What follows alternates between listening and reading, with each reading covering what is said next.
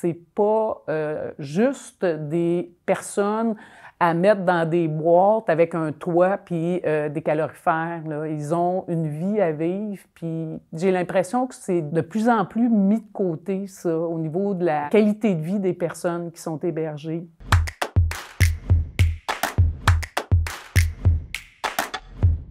Pour une personne qui vit avec une déficience intellectuelle, il y a différents choix là, au niveau de son habitation. Bon, certaines personnes vont vivre en appartement régulier. Certains sont encore dans leur famille naturelle, ou on a des gens qui vont aller ce qu'on appelle en ressources intermédiaires. Les ressources intermédiaires et bien, même les ressources de type familial, hein, ce sont des modèles qui sont dans la logique marchande.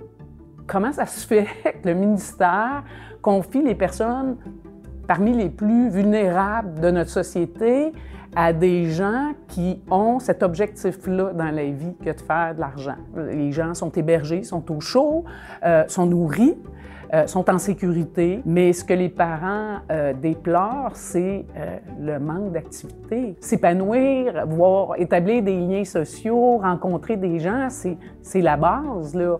Et c'est pas rare que ces jeunes-là sortent plus du tout de leur milieu de vie. J'ai quitté le nid familial il y a 1 an.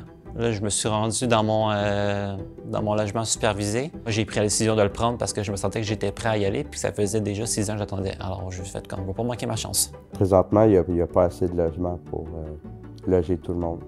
En fait, je suis sur une liste d'attente, mais le problème, c'est qu'il y a toujours du monde plus prioritaire. Moi, j'habite avec ma mère. C'est sûr qu'un jour, j'aimerais ça partir chez mon chum un jour, vu que je suis rendue un adulte. Il n'y a pratiquement pas de milieu où un couple peut se retrouver en couple. Il y a de l'innovation à faire au niveau de la manière de financer l'accès au logement pour les personnes qui présentent une déficience intellectuelle. Les parents de demain ne veulent pas nécessairement placer leur enfant.